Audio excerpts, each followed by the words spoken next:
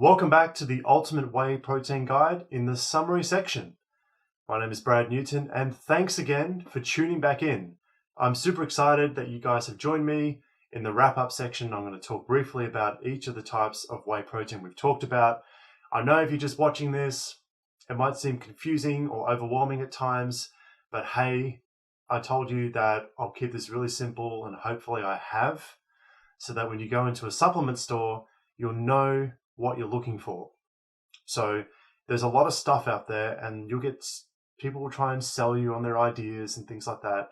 People will try and make it overcomplicated and more complicated than what it needs to be. Sure enough, yes, once you get a handle on the basics, then there's no harm in exploring more of the features that these products have. But if you're just starting out, don't overwhelm yourself with all the information out there that, with whey protein. Just keep it simple. So we have three types of whey protein. We've talked about concentrate, isolate, and hydrolyzed on your screen. So you'll see that concentrate is the less refined.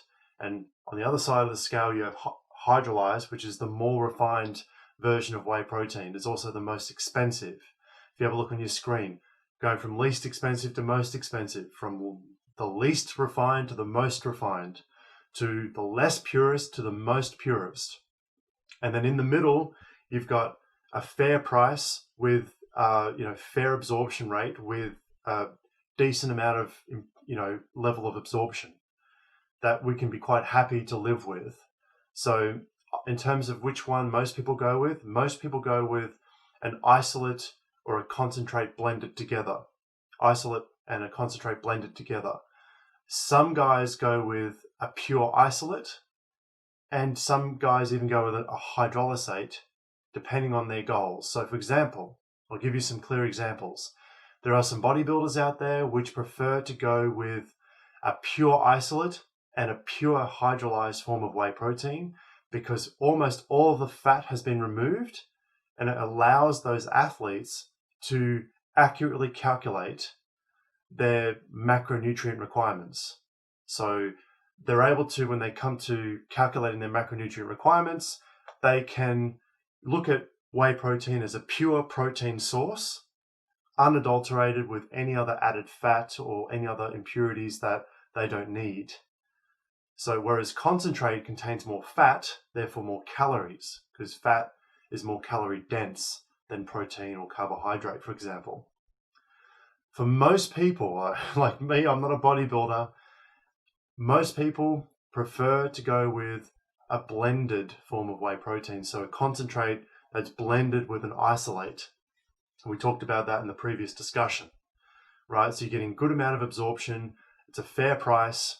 It's not that expensive to buy. Make sure you go with a reputable company, because if you don't go with a reputable company, you will probably get more concentrate than isolate, and you'll probably have more gut issues than if you go with a more reputable company. In saying that, overall, the purity rates of whey protein is quite high.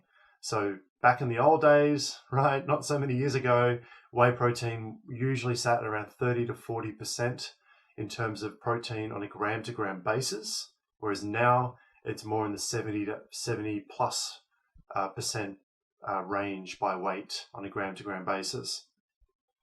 However, there are some cheap and dirty companies out there which will try and rip you off.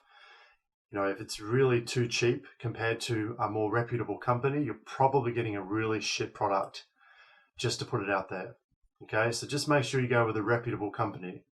If price is your target, if you're really concerned about, ensuring that you're not going to spend too much money on this stuff, because hydrolyzed protein is the most expensive, then you can still get a fairly priced whey protein that's a blended form of whey protein, and that's all there is really about all these different whey protein types. Now, just as a bit of background, I forgot to mention this before. The hydrolyzed form of protein is a bit of background information. I mentioned that all of the subfractions have been removed, so all of the health benefits of a hydrolyzed form of protein have been removed. And one of the reasons why, lactoferrin, which is a peptide, which is one of the subfractions one of the reasons why manufacturers have removed that was so that they could market that product to, companies that were producing, baby formulas, because, lactoferrin usually stimulates an immune response in infants. So removing lactoferrin then removes the allergen potential of that particular whey protein. And so therefore they can make baby formulas using hydrolyzed whey protein. Again, if you're severely lactose intolerant, then hydrolyzed whey protein is definitely a place to start. If you're mildly lactose intolerant, then, as I said before, an isolated form of whey protein is a great place to start, and you can still save money. So ultimately, your goal, then, your task for the end of this discussion is to think about what it is your goal is, because when it comes down to picking which one you're going for, which whey protein to buy, I've presented all the information to you. I mean, there's a lot more information behind it. There's different filtration methods, okay, and there's a few other things I can talk about. I'll talk about in other discussions. But you have enough information to make a decision now, based on the information I've given you. But you need to ask a question about what's most important to you. Is health most important to you? You might say, well, health and, price and muscle building is all important to me. I get it, but which one is the most important to you? If you're a uni student, then probably price. I was back in my flight training days, I was, going for the cheapest protein out there to save money.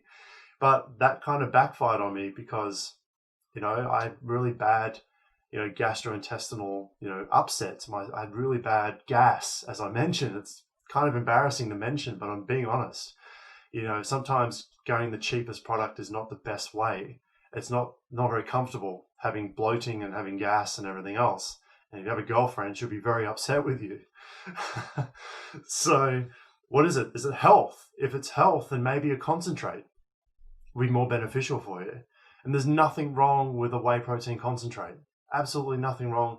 If you go with a concentrate from a reputable company, then go with a concentrate, then it's nothing wrong with that. Don't let anyone tell you that an isolate or a hydrolyzed form of whey protein is superior to a concentrate. It's absolute BS. When we're talking about,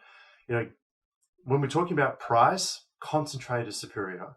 When we talk about which one absorbs the fastest, yes, hydrolyzed is superior.